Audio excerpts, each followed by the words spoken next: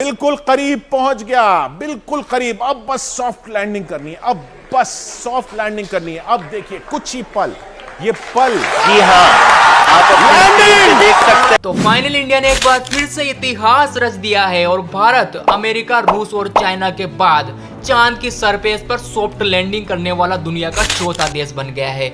और इससे भी बड़ी बात यह है कि भारत चांद के साउथ पोल पर सॉफ्ट लैंडिंग करने वाला दुनिया का पहला और एकमात्र देश बन चुका है। जहां पर अमेरिका जैसे सुपर पावर भी आज तक नहीं पहुंच पाया, वहां पर अब भारत पहुंच चुका है। सच में जब लोग इस मिशन को लाइव देख रहे थे तो उनकी दिल की धड़कनें बहुत तेज पड़ गई। और 6:04 पर जैसे ही चंद्रयान 3 चांद की सरफेस पर सॉफ्ट लैंडिंग करता है, तो इसके बाद जो गूज बम थे ना भाई साहब, बता नहीं सकता। ऐसा इसलिए भी हो रहा था क्योंकि हाल ही में जब रूस ने अपना लूना 25 मून मिशन पर भेजा था, तो किसी टेक्निकल इश्यू की वजह से लूना 25 क्रैश हो गया और रूस का ये मिशन फेल हो गया। इसलिए हमें भी थोड़ा सा डर लग रहा था कि कहीं भारत के साथ ऐसा ना हो जाए, लेकिन फाइनली भारत का चंद्रयान 3 मिशन सक्सेसफुल हो गया। कल वैसे भारत ने कई सारे रिकॉर्ड भी तोड़ दिए, जैसे कि कल इस मिशन को देखने के लिए इतनी ज्यादा व्यूवरशिप थी कि वर्ल्ड कप के किसी भी मैच में इतनी व्यूवरशिप नहीं हुई होगी। कल अकेले इसरो के ऑफिशियल चैनल पर एक टाइम ऐसा था जब 80 लाख लोग इस पर लाइव थे। न केवल भारत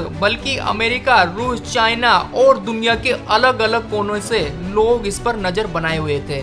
इसके अलावा कई सारे लोगों ने अलग अलग प्लेटफॉर्म से इसे लाइव देखा, जैसे कि कुछ लोगों ने टेलीविजन पर देखा होगा, कुछ ने इसे दूसरे यूट्यूब चैनल पर देखा होगा, तो कुछ लोगों ने इसे जियो सिनेमा ऐप पर देखा होगा। वैसे मैंने भी इसको जियो सिनेमा ऐप पर देखा था। आपने इसे किस पर देखा था कमेंट में जरूर बता देना। अब जरा ये कार्टून देखो। इस कार्टून को न्यूयॉर्क टाइम्स ने 6 अक्टूबर 2014 को अपने अखबार में प्रकाशित किया था, जिसमें वो ये साबित करना चाहता था कि देखो, भारत भी अपनी गाय को लेकर स्पेस प्रोग्राम में घुसने की कोशिश करना चाहता है। मतलब इस कार्टून के पीछे इसका ये मतलब था कि भारत के लोग तो गाय गाय करते रहते हैं और वो एक साधारण किसान है जिसकी आर्थिक स्थिति भी ढंग की नहीं है और वो साला स्पेस पर जाने का सपना देख रहा है। ये कार्टून न्यूयॉर्क टाइम्स ने उस समय पब्लिश किया था जब भारत मंगल मिशन की तैयारी कर रहा था। अब मैं आपको कुछ अमेजिंग फैक्ट बताता हूँ। सबसे पहले तो तुम्हारे मन में ये सवाल आ रहा होगा कि आखिर 23 अगस्त को ही चंद्रयान 3 को चांद पर सॉफ्ट लैंडिंग करने के रूप में क्यों चुना गया। तो देखो, हमारी धरती पर 24 घंटे का दिन होता है, यानी कि 12 घंटे की रात और 12 घंटे का दिन। मगर चंद्रमा पर ऐसा नहीं होता है। वहाँ 14 से 15 दिन तक सूर्य का प्रकाश रहता है और 14 से 15 दिन तक रात रहती है। यानी कि तुम लोग ऐसा बोल सकते हो कि वहाँ पर पूरा एक कंप्लीट दिन 28 से 30 दिन का होता है। अब 23 अगस्त को जब चांद पर फिर से सूर्य का प्रकाश पहुंचा, यानी कि चांद पर जैसे ही सुबह हुई, तो चंद्रयान 3 को चांद की सरफेस पर लैंड करवाया गया। यानी कि तुम ऐसा बोल सकते हो कि इसकी लाइफ 15 दिन की हो सकता है, ये आगे भी काम करे, लेकिन प्रॉपरली इसको 15 दिन के लिए ही इस तरीके से डिजाइन किया गया है कि 15 दिन तक इसको सोलर की एनर्जी मिलती रहे और ये वर्क करता रहे।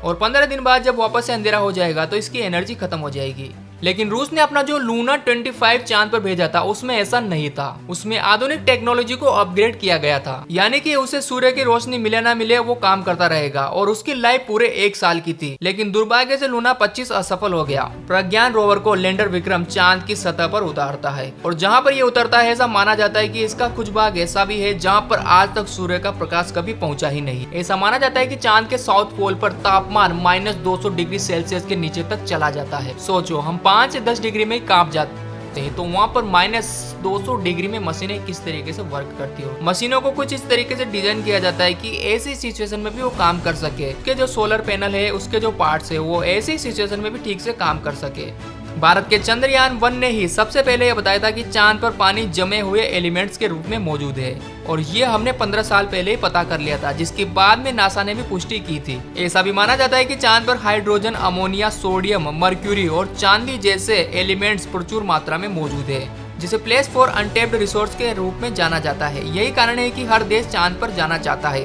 और वहाँ के रिसोर्सेज को अपने देश के लिए यूज करना चाहता है। इसके अलावा हमारे लिए गर्व की एक और बात यह है कि जैसे ही प्रज्ञान रोवर धरती पर लैंड होता है, तो इसके जो टायर थे उससे चांद की सतह पर ऐसे चिन्ह बन जाते हैं जिनमें इसरो और भारत के अशोक स्तंभ का चिन्ह वहाँ छप जाता है। यानी कि ये कितनी बड़ी उपलब्धि है। चांद पर भारत ने अपनी अमिट छाप छोड़ दी है। ब्रिलियंट वर्क एंड इतिहास रच दिया। जिन देशों को लगता था कि भारत के हाथ में आज भी पूंजी है, उसी भारत ने 196 देशों की पूंजी बजा दी।